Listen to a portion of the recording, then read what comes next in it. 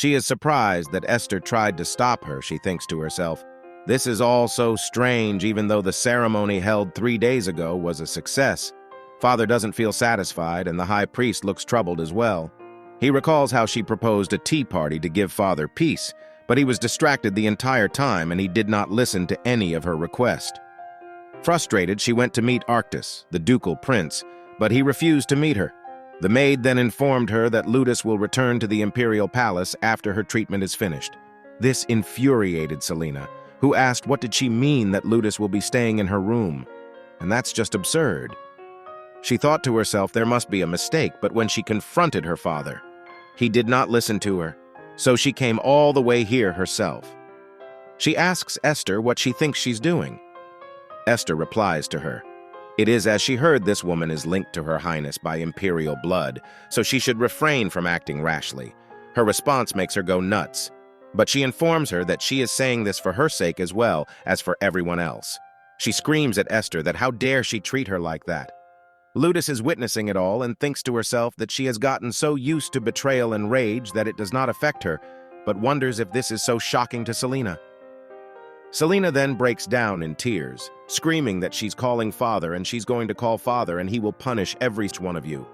That's when His Majesty arrives. He calls Selena, but before he could say anything, Selena starts complaining, and she even stated that he gave her room to Ludus. She urges her father to quickly tell them that it's a lie and to get Ludus out of her room, but her father orders her to behave herself. A perplexed Selena inquires what he is saying. He tells her that he does not have the time to entertain her right now. She debates what he means by entertain, but he screams at her to be quiet. Selena is shocked and flinches. He then composes himself and tries to make her understand that this is not the time for this.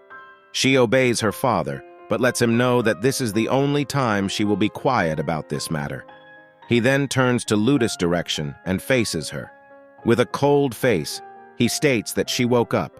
She thinks to herself that hidden, scorned, and shame, all of it rooted within the father that despises her, that was her entire world. He then calls her a shameful existence. She thinks to herself that now she has thrown all expectations away. He aggressively commands her to get up and follow him. He screams at her that if she did not hear, he said get up and grabs her shoulder tightly. She sits there motionlessly and stares at her father. This surprises her father, as he notices her gaze and thinks that it feels cold, and that coldness radiating as if it were from an ancient temple. But he tries to convince himself that it cannot be, and what nonsense is he thinking of? As she's no more than an illegitimate child and a cripple, he then shouts at Ludus to get up. But instead she debates. Why should she? This shocks everyone in the room. She wonders to herself if he is taking her so he can sacrifice her as an offering again.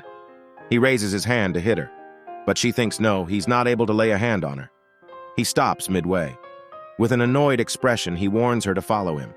She believes as expected. He's a superficial man.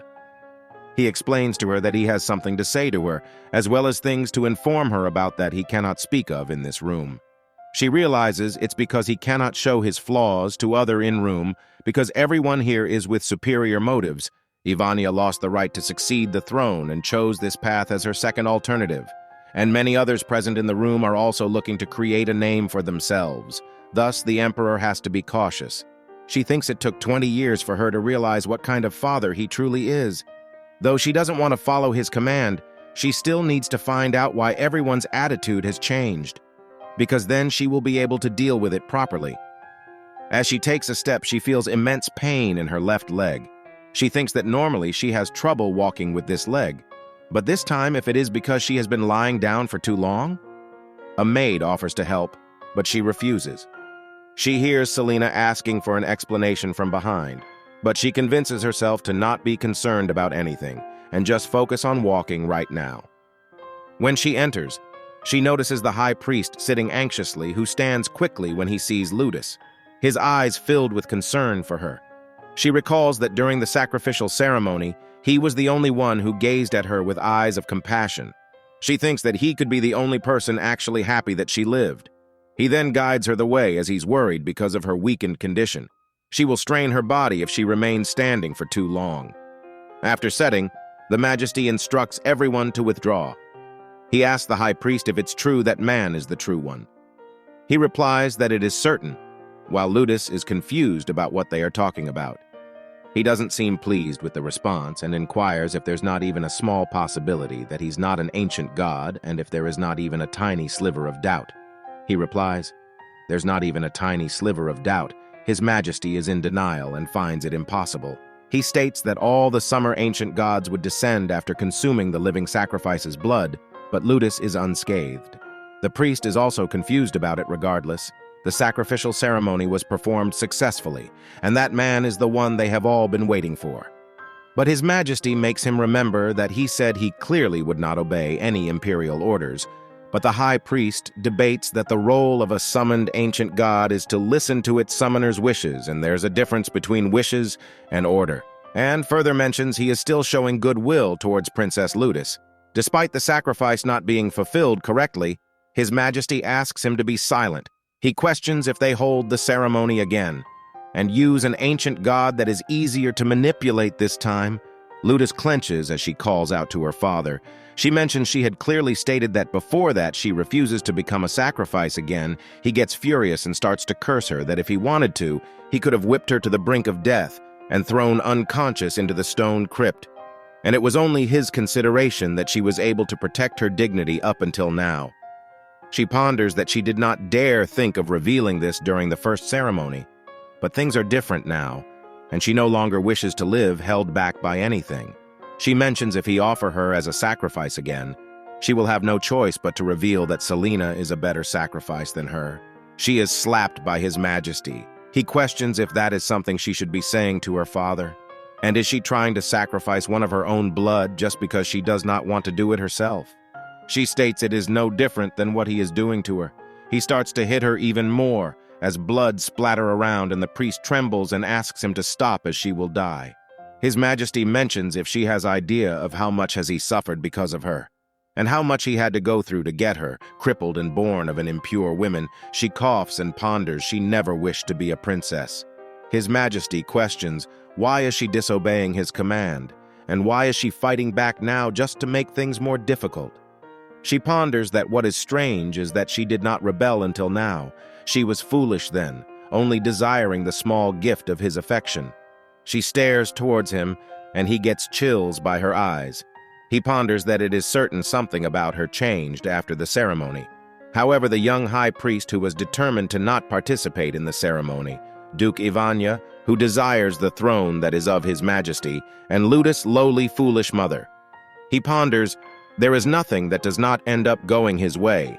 He grabs her hair and ponders that a lowly thing like her cannot become the only exception. Someone questions what is all this commotion. There is a man that enters the room and states all he asked was for them to bring the one who woke him. The priest and His Majesty bows down, greeting the ancient god. Ludus wonders there is someone in this empire that the emperor has to be courteous toward. The ancient god steps towards His Majesty as Ludus wonders who is this man. He passes His Majesty and stands in front of Ludus. He gazes down towards her and questions if that is her. The priest responds yes, and she is indeed the one who awakened him. He sits down and she suddenly flushes, as her body suddenly feels hot. She questions who is he, and he asks if she has no idea who he is. She wonders if he is someone she knows. He states whenever she needs him, she can call him by the name Levain. She wonders she has never heard of it. He asks her again if she really doesn't know with a disappointed look in his eyes. She ponders that she has never seen him before. So why does he have such a look in his eyes? He questions if she has not met him once before. She questions if she have.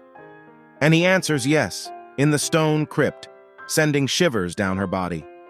She wonders if he is the person she saw in the stone crypt prior to the beginning of the world, and before the god of creation appeared. Ancient gods were the beings gathered together in the chaos and in darkness. They were called gods out of convenience. In truth, they were evil beings who possessed the strength to interfere with human lives, demanding human flesh and blood, she wonders. And he is one of those ancient gods. He raises his hand and questions if this seems strange. She wonders if not all those ancient gods were supposed to have a monstrous appearance. She mentions it is not strange. He mentions if she is fine with it, then it is enough. She trembles and flinches as he touches her face. He mentions it is all right. He is just trying to help her up, and he cannot stand seeing her slumped down like that. She wonders why is the being that she feared so much extending her a goodwill, and why is the memories of Stone Crypt still so clear in her mind? Why now, when she already has resigned herself to everything? He extends his hands towards her and mentions he will not hurt her, and if she wants it, he will not forgive anyone who has harmed her, since she must be afraid of him. He questions how can he prove it to her that she is the only person he exists for. She looks worried as he glares and holds her face. She feels like she is burning up again. Suddenly, there is a pink aura surrounding both of them as he states this is his proof.